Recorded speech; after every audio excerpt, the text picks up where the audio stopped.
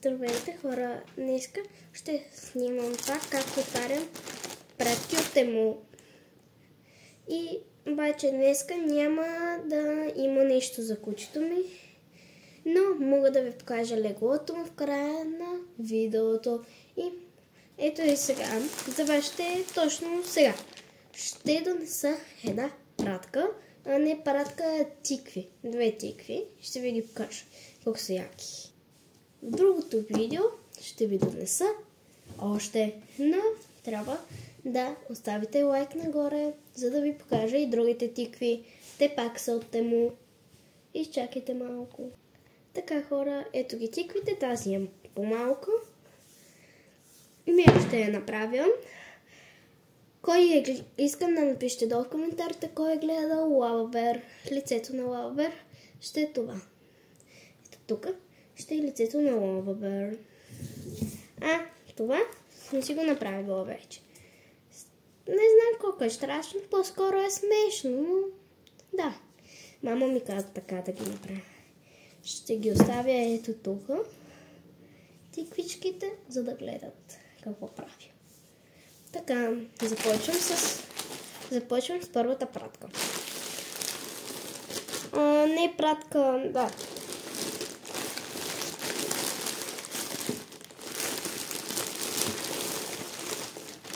Това са на мама едни дънкови панталони. Това е кучето долу, където минам. Куче, няма да те покажа. Добре. Мисля си, че се видя лицето. Няма да ми се вижда. Вижте. Вижте какъв е бомбон. Бомбон. Ама още не може да види, че има още едно куче там, защото е много мъничък. Светърчо. И да, вижте какъв е дългуч. Обаче на 2 месеца, на 70 няколко дни и 2 месеца и нещо. Така, това са панталоните. Сега ще ги разопаковаме и ще ги покажем. Кучето иска да се качи горе. Ето, вижте. Не мога да го покажа, съжалявам. Но аз като седна и то тръгва да се катери. Ще покажа някое друго видео клипче. Чакайте. Не знам колко се вижда тиквите. Ето така. Не. Те са стани. Аз съм си поръчала някаква стойка от Тему. Тя е много отдавна. И тя е толкова тъпа, че... Да. Тя е много бавна.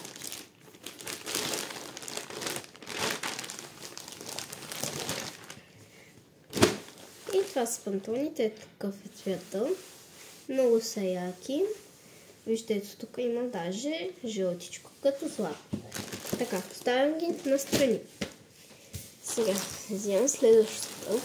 Аз съм също и на Лавабер пускам. После отивам на рожден ден, защото е една моя приятелка много харесва Лавабер и затова. Така. Това също е на мама. Или моя мама. Не знам, ето сега. Това е блузка, но не се сещам на мама беше. Аз няма пуска. На мама, защото е толкова голяма. Да. Тук е сивичко, тук е черничко и е много яка. Да очаквате след рождения ден, който не знам колко часа ще свършим, но да знаете, че ще снимам за YouTube каналът ми 99 нощи в гората. И ако събере много гледания, много лайкове, обещавам ви, ще такова, забравих. Ще направя там новата поредица на там 99 нощи, обаче в бункера с една мечка. Ето и моята рокличка. Знам, че е много грозна. Не знам.